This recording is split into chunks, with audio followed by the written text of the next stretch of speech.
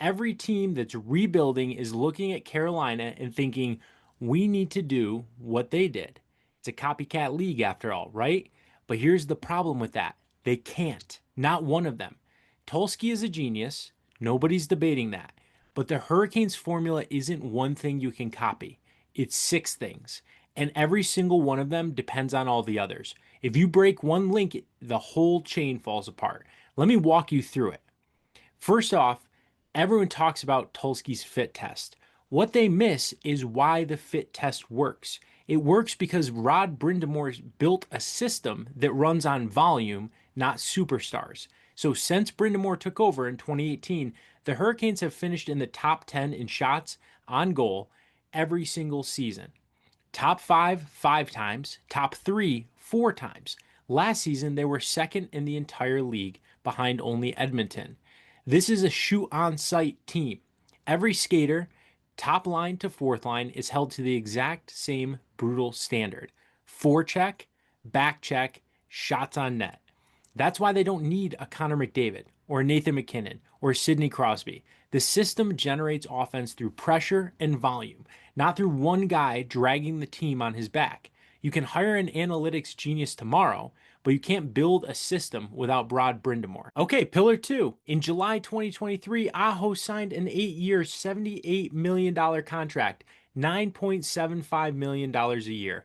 He's making less than Mikko Rantanen, less than Kirill Kaprizov, less than Leon Draisaitl, and as the market has exploded around him, his contract has aged into an outright bargain. Why did Aho take that discount and stay long term? He said it himself. This is the place I want to play. He specifically cited Rod Brind'Amour as the coach he wanted to play for. And here's why that matters. That like $1 to $2 million a year Aho left on the table, multiply that over 8 years. That's a ton of money in cap flexibility Carolina has to spend on other players. That's how Tulsky was able to get Ehlers. That's how he extends K'Andre Miller. That's how the fit test even works in the first place. Without Aho's team-friendly deal, there's no cap space left for the fits. And without Brind'Amour, there's no reason for Aho to take that discount. Pillar 2 depends on Pillar 1. And Pillar 3, look at who's on this Cup team. Sebastian Aho, drafted 35th overall in 2015. Andrei Svechnikov, 2nd overall in 2018. Jacob Slavin, drafted 120th overall in 2012. Seth Jarvis, 13th overall in 2020. Jackson Blake, 109th overall in 2021, led the team in playoff points. Every one of them was drafted by Carolina and developed in Brind'Amour's system. They know the standard. They enforce the standard. When K'Andre Miller arrived from the Rangers, he's the guy who had to adapt to them, not the other way around. There's a culture there. Seth Jarvis has talked openly about this. He said Brind'Amour made it clear from day one that if he wanted to stay in the lineup, he had to adapt to the system fast. You can't hire that. You can't trade for that. You have to build it over a decade. Pillar 3 depends on Pillar 1 and 2. Here's the next one, and a fact that most people don't know. In the last 6 years, the Carolina Hurricanes have made a first-round pick exactly one time. 3 straight years now, Carolina has traded out of the first round.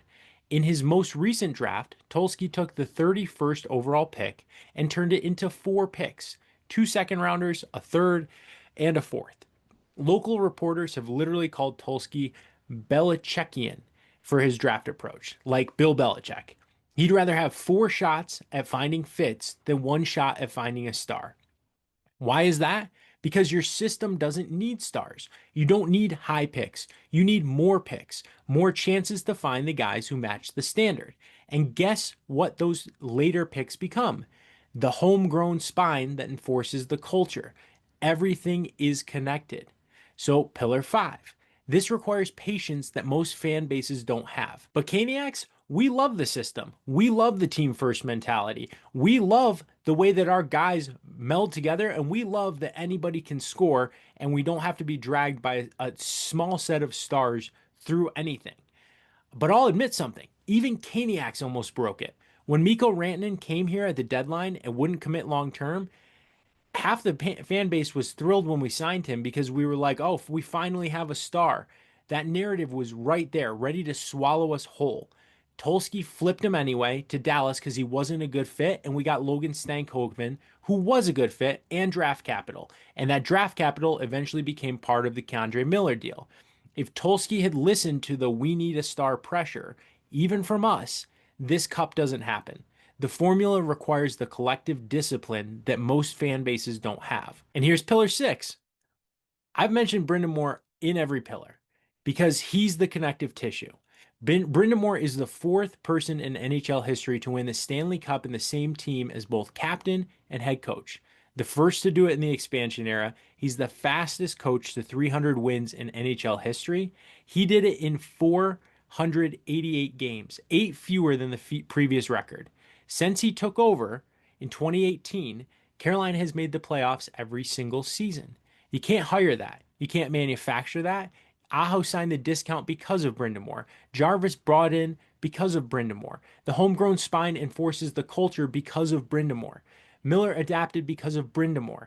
Chicago could hire the smartest analyst in the world tomorrow. They still wouldn't have a Brind'Amour. Nobody does. And here's the truth. Tulsky is a genius. The fit test is brilliant. The analytics work. All of it is real. But the Hurricanes formula isn't a strategy, it's an entire ecosystem. Break Aho's team-friendly deal, things are going to start collapsing financially. Take away Brind'Amour, the whole thing collapses culturally. Give in to a fan base that demands stars, the whole thing collapses politically. Every other team in the NHL is going to spend the next 2 years trying to copy this. They're going to hire an analytics guy. They're going to try to build a fit test. They're going to preach systems over stars. They can't. Not one of them.